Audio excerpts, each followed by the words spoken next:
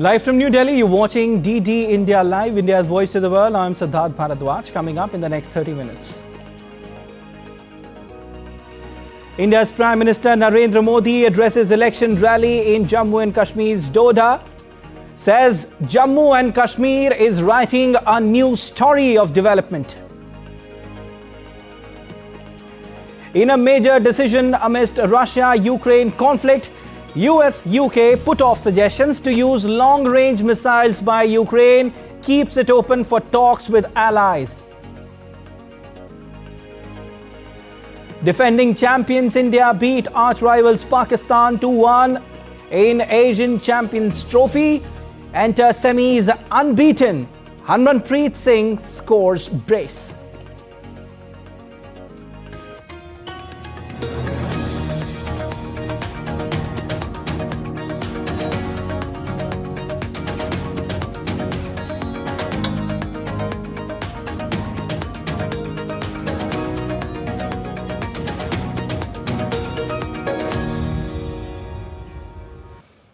First up, updates from the upcoming assembly polls in the Indian Union Territory of Jammu and Kashmir. Prime Minister Narendra Modi addressed a rally in the Doda district on Saturday. Referring to the changing situation in the Union Territory in the recent years, the Prime Minister said that terrorism in Jammu and Kashmir is nearing its end. He also pointed to the changing scenario of stone pelting incidents, noting that the new Jammu and Kashmir is being built from the stones that were earlier used to attack the police and army. हालत ये थी कि तब कांग्रेस सरकार के केंद्र सरकार के गृह मंत्री तक लाल चौक जाने से डरते थे। साथियों, जम्मू कश्मीर में आतंकवाद अब अपनी अंतिम सांसें गिन रहा है।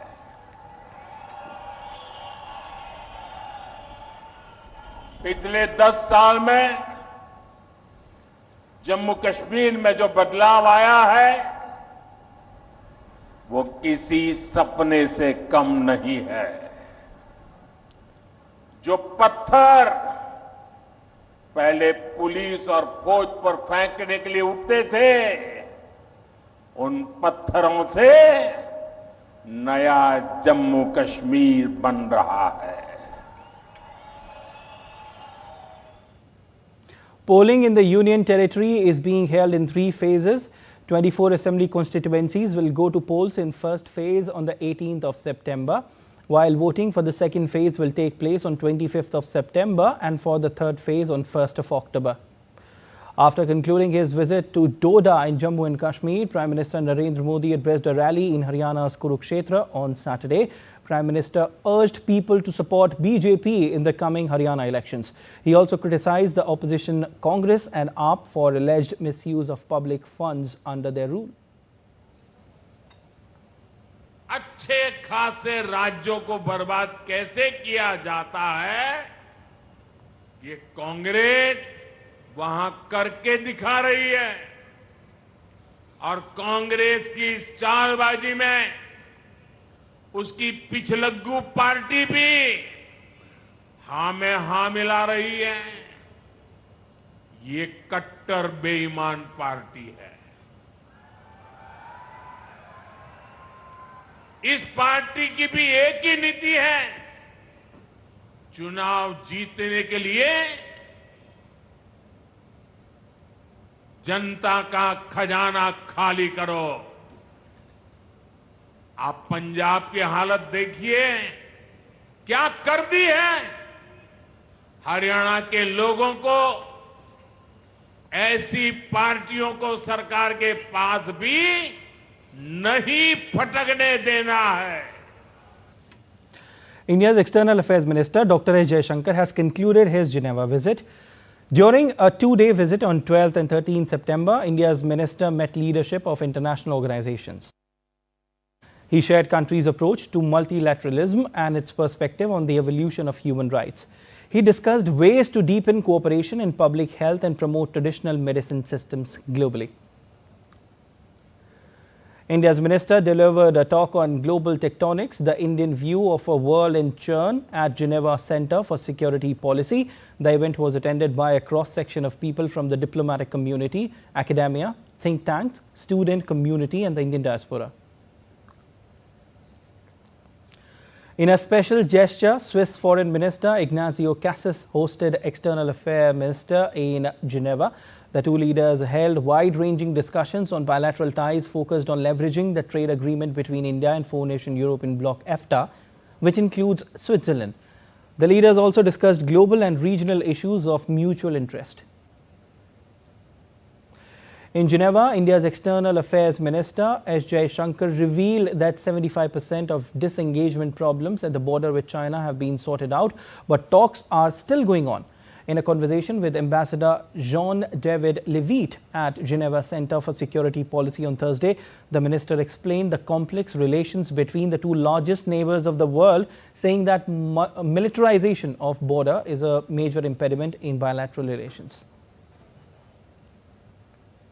Negotiations are going on. We made some progress. I would say roughly, you can say about 75% of the disengagement problems are sorted out. We still have some things to do.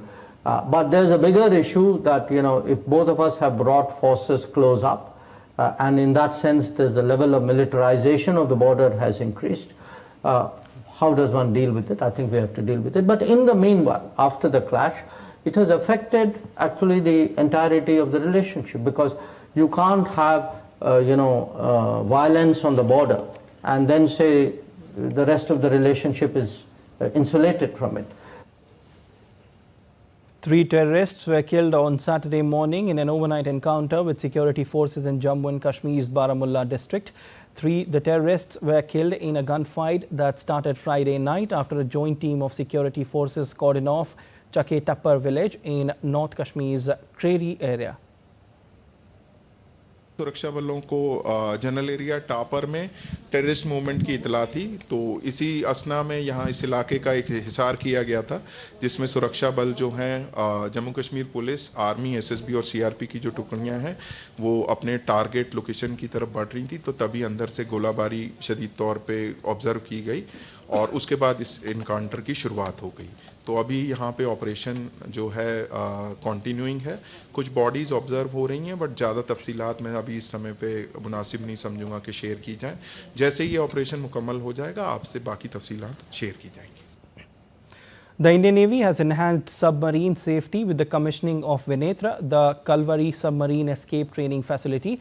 The facility was inaugurated by Vice Admiral Rajesh Pendharkar at INS Satwahan in Visakhapatnam on Friday.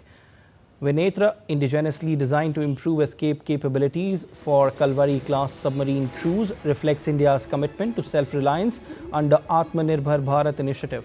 The state-of-the-art facility will be utilized for imparting both basic and refresher escape training to the crew of Kalvari-class submarines.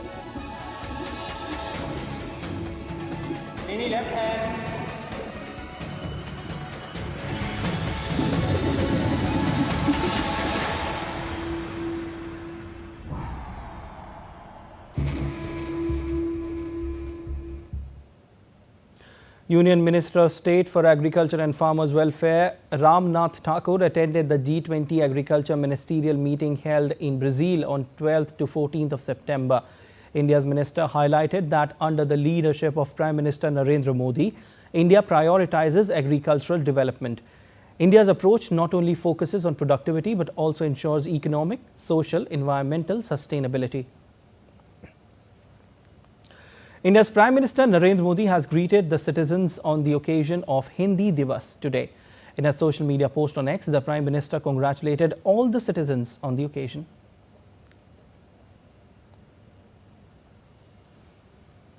India's Home Minister Amit Shah launched the Diamond Jubilee celebrations of the commemoration of Hindi as official language on this day 75 years ago. On this occasion, the 4th Akhil Bharatiya Rajbhasha Sammelan is being held in New Delhi. Home Minister Shah also launched the Diamond Jubilee special issue of Rajbhasha Bharati magazine. The minister also launched a commemorative postage stamp and coin to make the Diamond Jubilee memorable. PM Modi has been constantly emphasized on He's emphasizing, in fact, on the development of Hindi and Indian languages and better coordination between them, keeping in view the intent of the Constitution and the Prime Minister's direction with the objective of promoting the use of Indian languages along with Hindi and establishing better coordination between them. The Ministry of Home Affairs Official Language Department had proposed to establish Bharatiya Bhasha Anubhag. Modi ji ने नई शिक्षा नीति में प्राथमिक शिक्षा पर बल देने का काम किया है और प्राथमिक शिक्षा अपनी भाषा में बच्चे की मातृभाषा में हो, ये बहुत जरूरी समझा गया है। मोदी जी ने दुनिया के बड़े से बड़े मंच पर विश्वास के साथ और गौरव के साथ पूरी दुनिया को हिंदी में संबोधित कर हिंदी की स्वीकार्यता को बढ़ाने का काम। Today, the nation proudly celebrates Hindi Diwas, a day dedicated to honoring and promoting the Hindi language. While this occasion is observed with fervor in India, its impact is being felt across the globe as the day marks 75th year of its adoption as an official language of the country within 2 years of independence by the Constituent Assembly.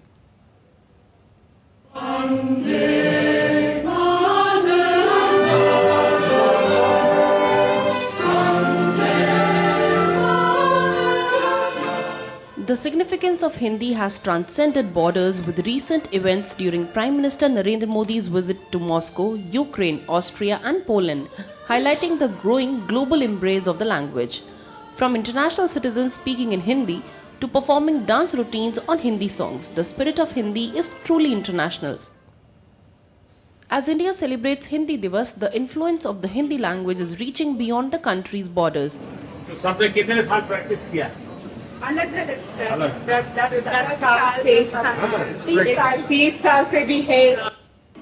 During Prime Minister Narendra Modi's recent visits to Ukraine, Austria and Poland, foreign citizens embraced Hindi in heartwarming displays of cultural exchange. In Ukraine, local citizens not only spoke in Hindi but also sang popular Hindi songs during the Prime Minister's visit, adding a unique flavor to the event. In Austria, the atmosphere was equally vibrant. And in Poland, a similar spirit was evident, with Hindi songs and speeches bringing together communities to honor the cultural ties between the two nations. हम बहुत चाहते हैं कि सांस्कृतिक संबंध, राजनीतिक संबंध दृढ़ होते जाए और हमारे देशों के बीच मैत्रीपूर्ण संबंध बढ़ते जाए। मुझे बहुत आशा है कि इस मुलाकात के बाद लोगों को ज़्यादातर लोगों को ये पता हो जाएगा कि वास्तव में यूक्रेन और भारत के बीच अच्छा रिश्ता बहुत महत्वपूर्ण है। मुझे हिंदी बहुत पसंद है क्योंकि भारत एक दिलचस्प और बहुत सुंदर देश है। वंदे मातरम सुजलाम सुफलाम मालया शीतलाम। As Hindi Diwas shines a light on the importance of India's official language, the growing international participation in cultural events, especially during Prime Minister Narendra Modi's foreign visits, signals that Hindi is becoming a language of global goodwill. Whether through songs, speeches or performances, the love for Hindi continues to build bridges between cultures and nations. Kriti Vadhera's report for DD India. And still to come on this edition of DD India Live. Israeli army took reporters to exposed tunnel shafts in the Tel Al Sultan area of Rafah.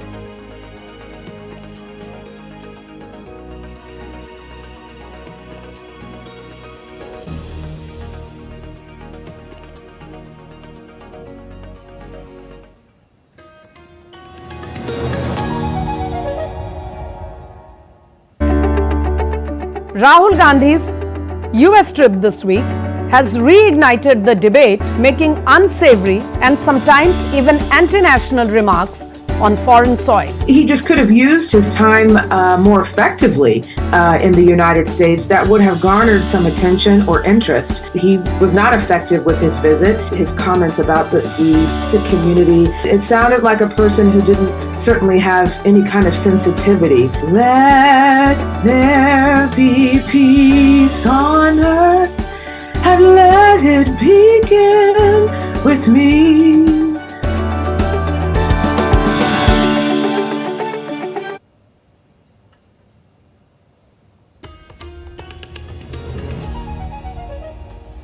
You're watching DD India Live. I am Siddharth Bharadwaj.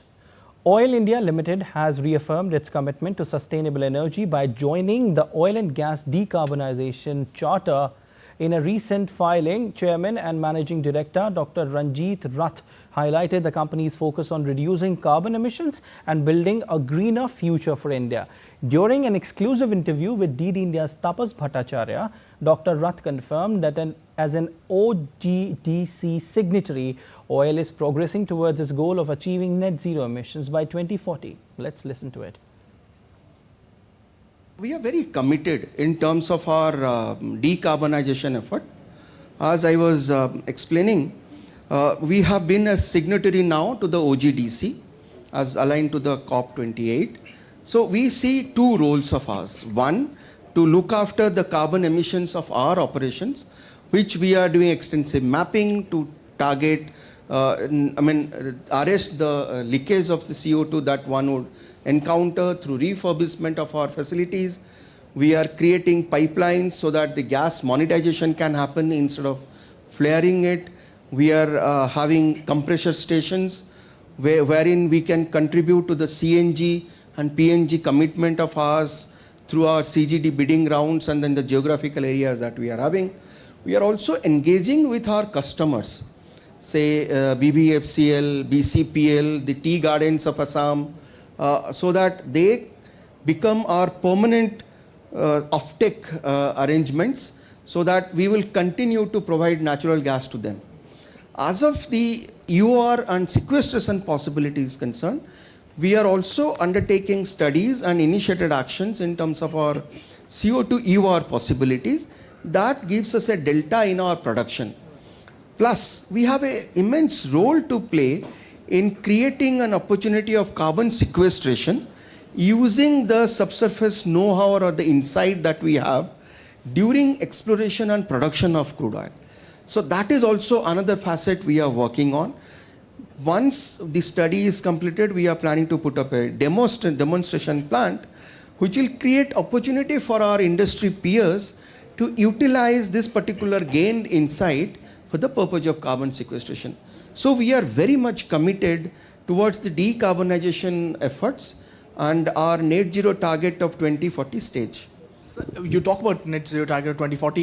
Your Numaligarh, expansion is also going on. When can we see that coming and ending? And you guys have planned to increase the crude oil production also there. See, it's a very synergistic way. While we are planning to enhance our production, we want to meet our aspirational target of 4 million metric ton. The Numaligarh refinery is now getting expanded from 3 million to 9 million.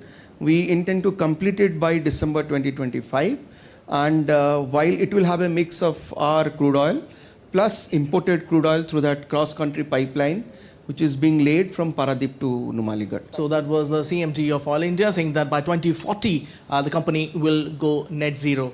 With campus of Saurabh Shukla, this is Tapas Bhattacharya for DD India from Delhi. British Prime Minister Keir Starmer has expressed strong support for Ukraine after his meeting with US President Joe Biden held at the White House. Both leaders met at the White House for discussions on how to deal with the emerging situation in Russia-Ukraine conflict. The British Prime Minister indicated that he and Biden would now discuss the plan at the UN General Assembly in New York the week after next with a wider group of individuals.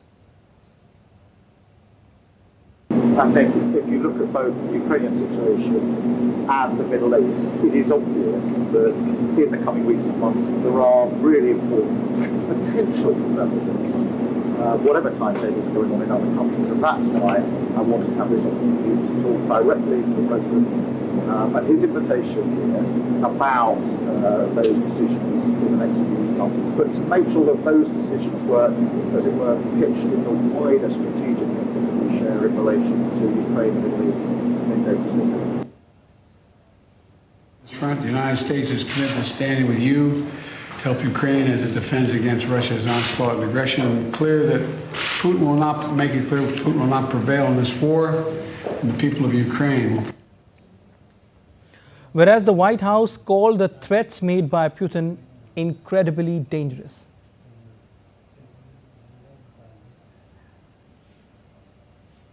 War can end. This war, the war that we're seeing in Ukraine, the aggression from Russia can end today. Can end today. Russia can move their troops out of Ukraine, and it can end. So that type of rhetoric is incredibly dangerous, but it's not new. Russian officials threatened the West on Saturday with an uncontrolled escalation of war and Ukraine with the destruction of Kiev. Former Russian President Dmitry Medvedev, who now serves as deputy chairman of the country's Security Council, said the West was testing Russia's patience, but it is not limitless. Israeli army also released a footage showing strikes over Hezbollah military structures in Kfar in southern Lebanon. The video also showed the destruction of a launcher from which projectiles were fired towards the upper Galilee area. The Israeli army took reporters to exposed tunnel shafts in the Tel al-Sultan area of Rafah on Friday that they say were uncovered by Israeli troops in southern Gaza. The tour included a stop at an entrance to an underground chamber where the Israeli military says the body of 6 Israeli hostages killed by Hamas were recovered on September 1st. The military did not allow reporters into the tunnel, citing security reasons. There is a complete maze of tunnels here in Tel al-Sultan. You just heard the shootings. We're still looking and searching for terrorists in this area, and we're gathering all the DNA and the forensic to find and hunt those terrorists who committed this horrific crime here. Residents of Czech Republic are preparing for worst flood crisis after the country witnesses persistent heavy rains. Local authorities of the eastern city in Czech are distributing sandbags to help residents to protect their properties from damages and loss caused by floods. The meteorological department says it could be the worst flood in decades. Time now for sport. Captain Harmanpreet Singh led from the front as the Indian men's hockey team enters semi-finals after beating Pakistan 2-1 in their final group game of the Asian Champions Trophy 2024 in China. The win saw India maintain their unbeaten run in this tournament. Ahmad Nadeem had butt Pakistan into the lead in the 8th minute. However, Captain Harmanpreet Singh turned the game on its head with 2 penalty corner goals in the first half. After then, the score remained 2-1 as both sides battled hard in the remaining 2 quarters. India tried to find another goal to settle proceedings while Pakistan fought for an equalizer but failed to find one. India will next take on Korea in the semi-finals on Monday. India's Neeraj Chopra will be aiming to secure a big win on Saturday in Brussels for the Diamond League final. Neeraj will be aiming to continue his fine run in Diamond League finals as he won the event in 2022 and finished second last year. He finished 4th in the overall javelin standings for the 2024 season after accumulating 14 points across 2 events. The 26-year-old Chopra secured second place in both the Doha leg in May and the Lausanne event in June. The Lausanne Diamond League saw Neeraj pull a rabbit out of the hat with a stunning throw of 89.49 meter to finish in second spot. Indian cricketer Ravichandran Ashwin has launched the anthem for his newly minted chess team, the American Gambits, marking a significant entry into the Global Chess League. The anthem, titled "Make the World Go," was unveiled through a